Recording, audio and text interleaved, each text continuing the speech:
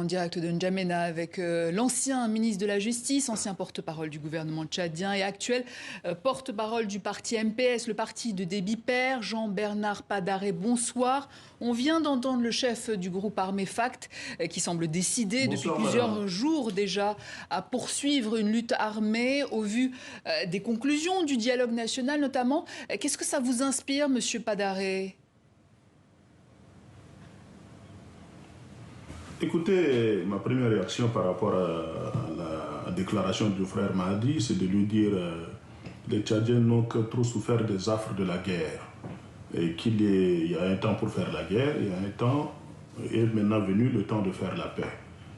Je pense que presque toutes les conditions qu'il avait posées ont été satisfaites, notamment à la clôture du dialogue national inclusif souverain.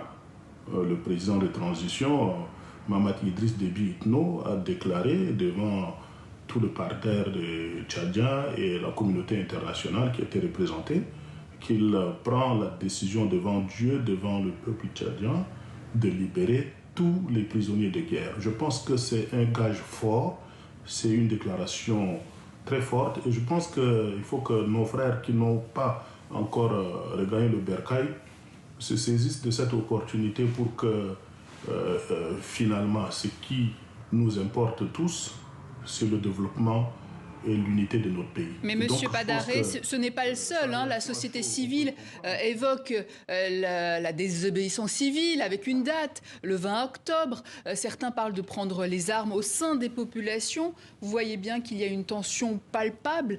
Comment calmer les esprits qui semblent être à bloc aujourd'hui ?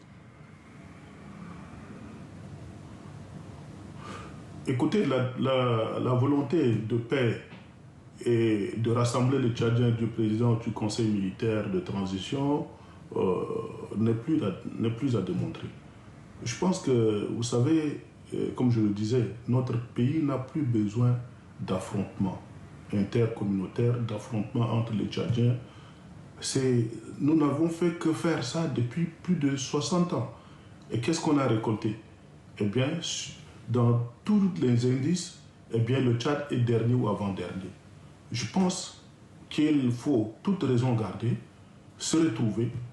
C'est ce que nous avons eu à faire.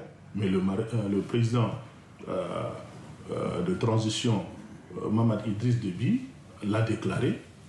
Il a toujours sa main tendue, la main tendue vers ses frères-là. Et moi qui le connais depuis plus d'une quinzaine d'années, c'est un homme de parole, c'est un homme de paix, c'est un homme qui veut véritablement que les Tchadiens se retrouvent. Et donc, il ne cessera de manifester cette volonté. Et je pense que nos frères de l'intérieur, tout comme ceux qui sont encore en dehors du pays, comprendront raison et profiteront de cette occasion pour qu'on se retrouve.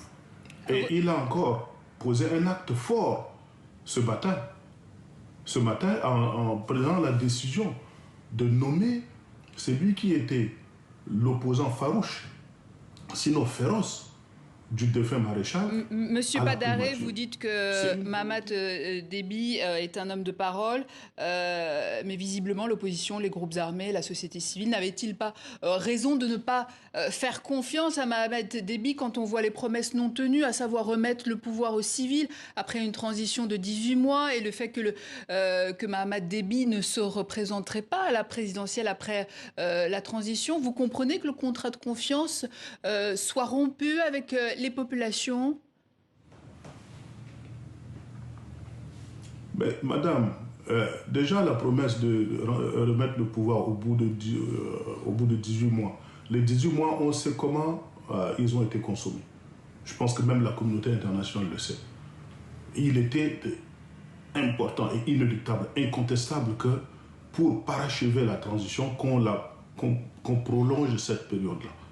Nous avons décidé, pas comme ça par un claquement de doigts, mais c'est parce qu'on a des actions, on a mis les actions les unes après les autres et on les a comptabilisées, ça ferait au maximum 24 mois. Et donc, nous avons unanimement décidé de proroger la période de transition au maximum 24 mois.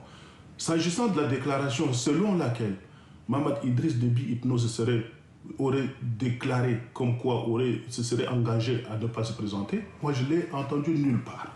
En tout cas, ça n'a jamais été une déclaration publique. Et jusqu'à preuve du contraire, au moment où nous parlons, Mahamat Idriss Déby Itno ne s'est pas encore prononcé s'il se présenterait ou il ne se présenterait pas. Ce que nous avons décidé lors du dialogue national inclusif souverain, c'est que, conformément aux dispositions des textes nationaux, tout Tchadien qui satisferait, autant pour moi, aux conditions de la loi nationale pourrait se présenter. C'est une pétition de principe. En tout cas, Mahamat Déby Itno avait fait la promesse de ne pas se présenter à l'élection après la transition. En tout cas, c'était sur cette base qu'il avait été adoubé par la communauté internationale. Vous qui avez été porte-parole du gouvernement et resté un proche, est-ce que vous savez si Mahamat Idriss Déby sera candidat à la présidentielle ? Vous savez, madame, la décision de se porter candidat à la présidentielle est une décision personnelle. C'est une décision qu'un homme prend, un contrat qu'un homme propose à Mais la est-ce qu'il ne société. devrait pas trancher rapidement pour décrisper la population qui est très tendue aujourd'hui ? Mais est-ce que la population est crispée, madame? Pourquoi devrait-il, parce qu'il y a la communauté internationale, ou bien il y a une certaine communauté internationale qui exigerait? Mais attendons. Quand le moment viendra, il se déclarera soit candidat ou non candidat. Mais je ne sais pas pourquoi on veut absolument mettre la pression sur lui ou bien sur d'autres. Parce qu'il n'est pas le seul acteur de la transition. Pour nous, Tchadiens, ce qui importe en ce moment, parce que je comprends votre souci, mais pour nous, notre souci à nous, les Tchadiens, c'est d'abord la paix, la cohésion nationale, les difficultés que nous affrontons au quotidien. Qu'il y ait un gouvernement d'union nationale qui puisse faire en sorte que, un temps soit peu, la souffrance des Tchadiens soit réduite. C'est ça le plus important. Jean-Bernard Padaré, merci. Je rappelle que vous êtes ancien porte-parole du gouvernement et actuel porte-parole du parti MPS.